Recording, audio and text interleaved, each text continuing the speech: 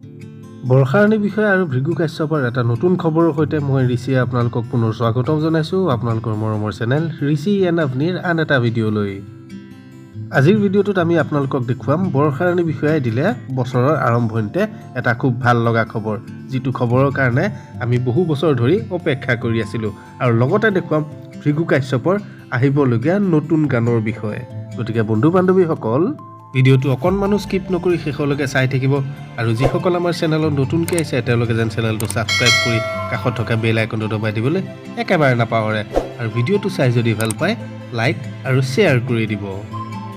তেন্তে আহক আমি পুনৰবাৰ যাত্ৰা কৰোঁ খবৰৰ পৃথিৱীলৈ। অহা মাহৰ 14 তাৰিখে অৰ্থাৎ ফেব্ৰুৱাৰী 14 তাৰিখে ৰিলিজ হ'ব ভৃগু কাশ্যপৰ নতুন গান আকাশী তৰা, আৰু এই গানটোত মিউজিক দিছে টুইংকল প্ৰত্যুষে, আৰু এই গানটোত আমি ভৃগু কাশ্যপৰ লগত দেখিবলৈ পাম অভিনেত্ৰী তানায়া নন্দীক। গতিকে বন্ধু বান্ধৱীসকল, অপেক্ষা মাথো 14 ফেব্ৰুৱাৰীলৈকে।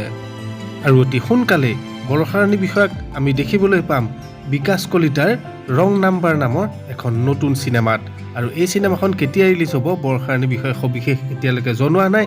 আমি যেতিয়াই গম পাম অতি সোনকালে আপোনালোকৰ মাজলৈ সেই খবৰ লৈ আহিম। ৰত্নাকৰৰ পিছত কেইবা বছৰৰ অন্তত বৰ্ষা ৰাণীৰ বিষয়ৰ অভিনয় আমি উপভোগ কৰিব পাৰিম এখন নতুন চিনেমাত। আজিৰ ভিডিঅ'টো ইমানতে অন্ত পৰিল। অতি সোনকালে নতুন নতুন খবৰ লৈ আপোনালোকৰ মাজলৈ পুনৰ অহাৰ প্ৰতিশ্ৰুতিৰে ছায়োনাৰা।